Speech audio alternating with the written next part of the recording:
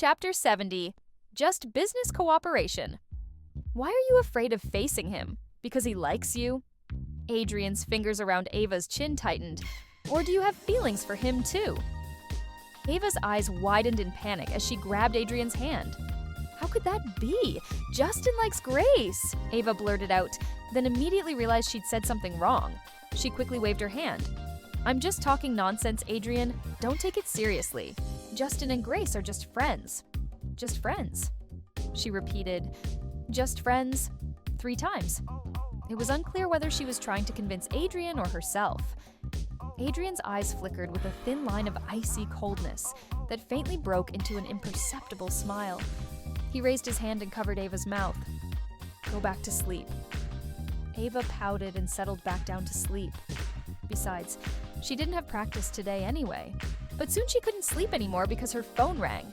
She took the call and quickly sat up from the sofa. Adrian, something came up that I need to handle. See you tomorrow. She grabbed her bag without waiting for Adrian's response and rushed out.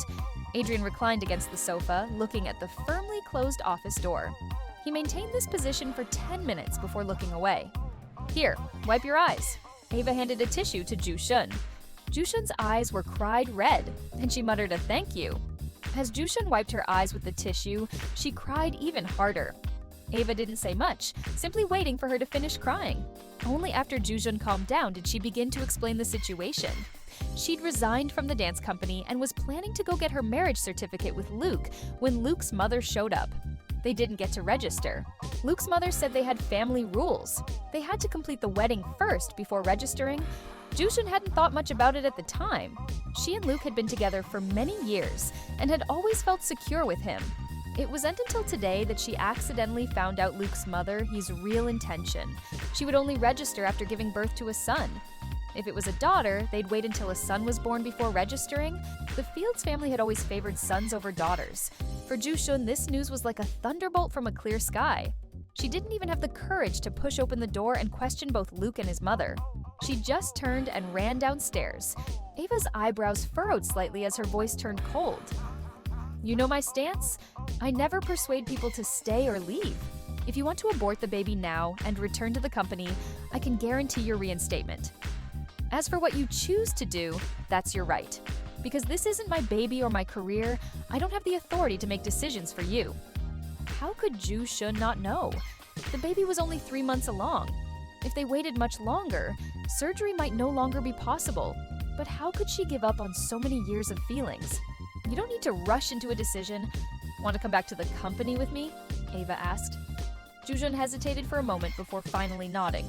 Returning to the dance company, nostalgia flickered in Ju-shun's eyes, especially when she saw the new dancers rehearsing on stage. It was as if she was seeing herself from many years ago. In that moment, she couldn't help but ask herself, did she really have no regrets? The answer was just starting to surface when her phone rang. She pulled out her phone. The screen showed husband. She bit her lip and answered, Honey, why haven't you come home yet? Should I come pick you up? The man's gentle voice came through the phone. Ju-shun's eyes filled with tender affection. Ava's lips pressed into a thin line beside her. She knew this trip had been pointless. Just a phone call, a couple of sweet nothings with no real substance, no explanations, and Ju-shun's expression changed. The Ju-shun who used to light up when talking about ballet was gone. She didn't know if Ju-shun was getting more reluctant to let go as their feelings deepened, or if she'd truly fallen hard for Luke. But she knew that future compromises would be countless, and Ju-shun's dancing career was essentially over. She'd never make her comeback. Ava felt a faint pang of regret in her heart. Miss Hart. Outside the villa gates, Logan was holding 2 large gift boxes. He didn't expect Miss Grace to be home. He'd specifically picked a time when she'd be at work, hoping to avoid running into her. He couldn't have predicted that Grace would be the one opening the door for him. He felt the boxes in his hands were extremely uncomfortable. Did Adrian ask you to bring me something? Grace's eyes lit up when she saw the gift boxes. That was a luxury brand logo, one Adrian particularly liked for their clothing. I'm looking for Miss Hart, Logan spoke with difficulty. These gift boxes were clearly meant for Ava, not Grace. If he actually gave them to Grace, the situation would be difficult. Looking for Ava? Grace's face lost its warmth. and her lips twitched slightly. "Did Adrian ask you to come?" Logan nodded. He looked at the boxes in his hands, wishing he could disappear into thin air. Early on, he'd hoped to pass the sticky situation to another secretary. "Give them to me, I'll pass them to her." Grace took the boxes from Logan's hands with a forced smile. Logan couldn't refuse since Grace was technically Adrian's legitimate girlfriend now.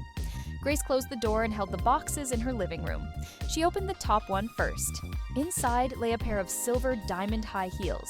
The diamonds on the shoes refracted rainbow light that was especially blinding. She opened the second box.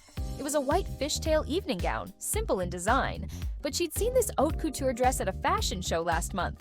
Every piece in this collection was priceless. Having money wasn't always enough to buy these dresses. This clearly meant Adrian had arranged for these to be prepared long in advance. Ava had always loved white since childhood. While Grace also preferred lighter tones, she rarely wore white. Jai. Ava's voice came from the staircase. Grace's hand trembled, and the dress fell back into the box. She turned to look at Ava, her expression stiff. Following her gaze, Ava spotted the gift boxes on the table. She smiled inwardly. So Grace had intercepted the delivery from Logan. No wonder Grace looked like the sky was falling. "Why did Adrian send you a dress?" Grace's usually cold voice carried a questioning tone for the first time. "Pierce Group's subsidiary fashion brand sponsored our dance company. As the company's prima ballerina, I was invited to attend Pierce Group's anniversary gala.